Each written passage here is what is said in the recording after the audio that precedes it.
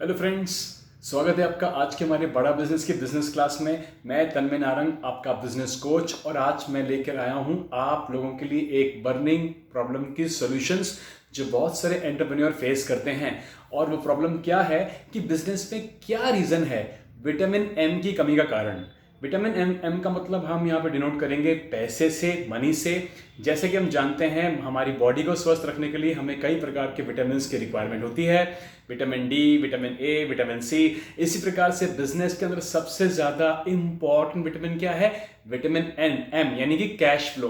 तो हमको ये समझना है आज कि कैश फ्लो एक एंटरप्रेन्योर किस प्रकार अपने बिजनेस के अंदर रेगुलेशन में रख सकता है। तो सबसे पहले हमको ये जानना ज़रूरी है कि जो वर्किंग कैपिटल की साइकिल है वो क्या साइकिल है और हमें कैश फ्लो क्यों चाहिए होता है। जैसा कि हमने पिछले हमारे सेशन में समझा था कि वर्किंग कैपिटल की जो साइकिल है उसमें आप क्या करते हैं, आप सबसे पहले रॉ मटेरियल खरीदते हैं। उसको खरीदने के बाद आप उसको इन्वेंट्री में डालते हैं। इन्वेंट्री में डालने के बाद आप उसको प्रोसेस करके फिनिश्ड गुड्स बनाते हैं। उसके बाद आप उसको अपने बाजार में कस्टमर को बेचते हैं। बेचने के बाद आप कलेक्शन करते हैं और वो कलेक्शन से आप अपने सप्लायर्स को पेमेंट करते हैं। तो ये एक साइकिल है, वर्किंग कैपिटल की साइकिल है। तो ये जो साइकिल है, इस साइकिल के अंदर हमको सबसे ज़्यादा ज़रूरी चीज़ क्या चाहिए? विटामिन एम, यानी कि कैश फ्लो, यानी कि पैसा, मनी, विटामिन एम। तो अब हम ये समझेंगे कि क्या कारण से हमको विटामिन एम की रिक्वायरमेंट होती है। एक बिजनेस के अंदर आपको कैश 4 चीज़ों के लिए ज़रूरी होता है। सबसे पहले अगर बिजनेस के अंदर कैश फ्लो अच्छा है तो आप नई इन्वेंट्री परचेज कर सकते हैं, नया माल परचेज कर सकते हैं, स्टॉक परचेज कर सकते हैं। दूसरा कि आप अपने बिजनेस के एक्सपेंसेस को मैनेज कर सकते हैं, जैसे कि सैलरीज देना स्टाफ को, administration expense, electricity expense, conveyance या फिर ट्रांसपोर्टेशन इत्यादि। ये बिजनेस के एक्सपेंस मैनेज करने के लिए भी हमें कैश चाहिए होता है। तीसरा रीज़न ये है कि बिजनेस को अगर ग्रोथ में लाना है, आपको कोई नया स्टोर परचेज करना है या कहीं एक्सपेंशन करना है, उसके लिए भी हमें कैश की रिक्वायरमेंट होती है। और चौथा रीज़न क्या होता है? मार्केटिंग। जब आप चाहते हैं अपने बिजनेस को कस्टमर्स तक पहुंचाना थ्रू मार्केटिंग, वो किसी भी प्लेटफॉर्म पे हो सकती है, या उसको आप कर रहे हैं मार्केटिंग डिजिटल कर रहे हैं, ऑनलाइन या ऑफलाइन। तो ये 4 रीज़न है मोटे मोटे। इन्वेंट्री परचेज करना, नंबर 2 हमें बिजनेस के एक्सपेंसेस को मैनेज करना, तीसरा हमें बिजनेस ग्रोथ करवाने के लिए, और चौथा हमें बिजनेस की मार्केटिंग के लिए कैश की रिक्वायरमेंट होती है। लेकिन ऐसा क्यों हमने देखा है कि कई बार हम देखते हैं कि बिजनेस के अंदर कैश के अंदर लीकेजेस भी होते हैं, यानी अवेलेबिलिटी कैश नहीं होने का क्या क्या रीजंस होते हैं, इसको मैं आपको समझाता हूं। सबसे पहला है लीकेज इन एडमिनिस्ट्रेटिव एक्सपेंसेस। लीकेज का मतलब आप जानते हैं, जैसे कि मान लीजिए कोई टूटी नल खुला है, पानी निकल रहा है, पर वो टूटी कहीं से अगर लीक कर रही है तो एक्स्ट्रा दूसरा पानी वहां से निकलेगा और नल में पानी का फ्लो ठीक से नहीं आएगा। इसी प्रकार से हमारे एडमिनिस्ट्रेटिव एक्सपेंसेस के अंदर, बिजनेस के अंदर लीकेजेस होती हैं। मैं ये नहीं कह रहा कि आपके एम्प्लॉयज ऐसे कर रहे हैं, लेकिन ये देखा गया है कि अगर हमने प्रॉपर बजटिंग नहीं करी तो एडमिनिस्ट्रेटिव एक्सपेंसेस के अंदर काफी लीकेजेस होती हैं। दूसरी लीकेज कहां होती है बिजनेस के अंदर? वो होती है सैलरीज में।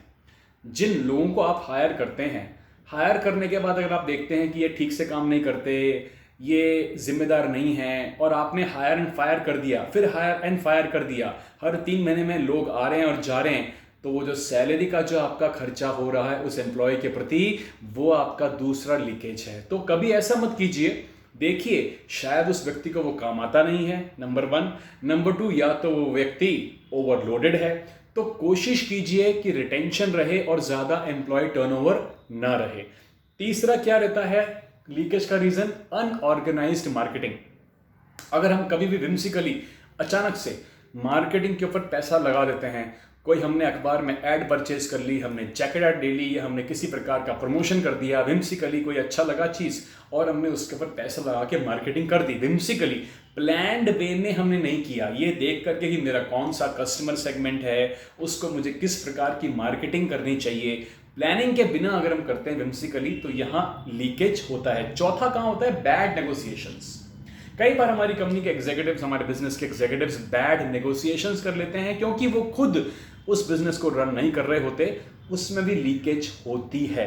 और पांचवा, कभी कभी हम कई चीजें एक्सपेंसिव परचेज कर लेते हैं। कई बार अगर हमें बिजनेस के बारे में या बिजनेस के किसी प्रोडक्ट के बारे में ज्यादा अच्छी जानकारी नहीं है, तो कभी कभी हम उसको सप्लायर से ज्यादा प्राइस पर भी खरीद लेते हैं। तो ये कुछ लीकेजेस हैं बिजनेस के अंदर, कहां कहां कैश के अंदर लीकेजेस होता है। तो इसको रोकने के लिए, इसको संभालने के लिए हमें किन चीजों का ध्यान रखना चाहिए, तो हम आगे चलते हैं। सबसे पहले आपको ये समझना होगा कि जो वर्किंग कैपिटल की जो साइकिल है, इसे आप ठीक से समझें, और आपको ये समझना होगा कि आपको अपने कस्टमर से किस प्रकार से रिसीवेबल पेमेंट लेना है। नंबर 2, किस प्रकार से आप रॉ मटेरियल परचेज करेंगे, ये आपको समझना होगा। इसकी आपको एक रूपरेखा बनानी होगी। आप किस प्रकार अपने वेंडर को मैनेज करेंगे, कैश कलेक्शन का क्या प्रोसेस रहेगा, क्या सिस्टम रहेगा, किस प्रकार से आप इन्वेंट्री परचेज करेंगे। तो ये चीजों को आपको ध्यान रखना पड़ेगा, नंबर 1। अब नंबर 2, आपको टाइमलाइन भी देखना पड़ेगा। टाइमलाइन, समय, कि मैं कितने दिनों की इन्वेंट्री मेंटेन रखूंगा। दूसरा, मुझे रिसीवेबल कितने दिनों में आ जाना चाहिए। तीसरा, पेमेंट की टाइमलाइंस जो आप सप्लायर को भी करने वाले हैं। तो ये आपको इसके अंदर भी आपको अपना प्रोसेस एक निर्धारित करके रखना पड़ेगा। तीसरी चीज सबसे इंपॉर्टेंट ये है कि हमको बजटिंग करनी आनी चाहिए, फोरकास्टिंग अवर एक्सपेंसेस। जो बिजनेस के अंदर आपके एक्सपेंसेस होने वाले हैं आने वाले 3 महीने के, उदाहरण के तौर पे सैलरी कितनी आपको देनी होगी, रेंट कितना देना होगा, बिजली का बिल कितना देना होगा, एडमिनिस्ट्रेशन में खर्चा कितना होगा, या कन्वेंस में कितना होगा, ये जो एक्सपेंसेस है ना, इसको फोरकास्ट कीजिए। अगले 3 महीने में मुझे इसके ऊपर कितना खर्चा करना पड़ेगा, और उसको फिर रिव्यू भी कीजिए, टैली भी कीजिए। उसको टैली कीजिए, रिव्यू कीजिए, पिछले 3 महीने के एक्सपेंस से रिव्यू कीजिए, या जो आपने फोरकास्टिंग करी उसको रिव्यू जरूर कीजिए। पहले फोरकास्ट कीजिए, फिर रिव्यू कीजिए, ताकि आपको पता लगेगा कि आप अपनी फोरकास्टिंग के कितने नजदीक हैं। अगर बहुत गैप है, इसका मतलब या तो हमने बजटिंग ठीक से नहीं करी, लेकिन अगर वहां गैप कम है, इसका मतलब यह हुआ कि हमारी फोरकास्टिंग ठीक जा रही है। तो फोरकास्ट कीजिए, फिर रिव्यू कीजिए। उसके बाद हम देखते हैं कि question every outflow. Question every outflow का मतलब ये होता है, जो भी पेमेंट आउटफ्लो में आपका चेक लिख के आप दे रहे हैं, उसको पहले 2 बार चेक कर लीजिए। हर आउटफ्लो को क्वेश्चन कीजिए, चेक कीजिए। अगर आपका टर्नओवर 2 करोड़ का है और अगर आप 2000 की पेमेंट कर रहे हैं, तो मैं ये नहीं कहता कि बहुत हर चीज को देखिए, लेकिन अगर आपका टर्नओवर 2 लाख का है और अगर आप 2000 की पेमेंट कर रहे हैं, तो आपको चेक करना चाहिए, क्वेश्चन करना चाहिए हर आउटफ्लो को, जो भी आपके बिजनेस से हो रहा है, ताकि कैश को आप कोशिश करें कि अपने पास जितना हो सके रखें, पकड़ के रखें उसको, कैश को। लेकिन ऐसा इसका मतलब नहीं हुआ कि जो जरूरी एक्सपेंस हैं या जो छोटे एक्सपेंस हैं, वहां पर भी हम बहुत ज्यादा क्वेश्चन करने लग जाएं।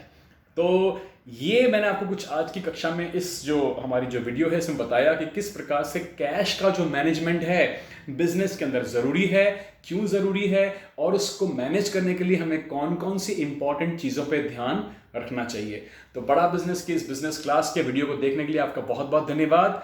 आगे मेरी बहुत सारी क्लासेस आएंगी जिसमें आपको बहुत अच्छे टिप्स मिलेंगी on finance and on working capital. Thank you.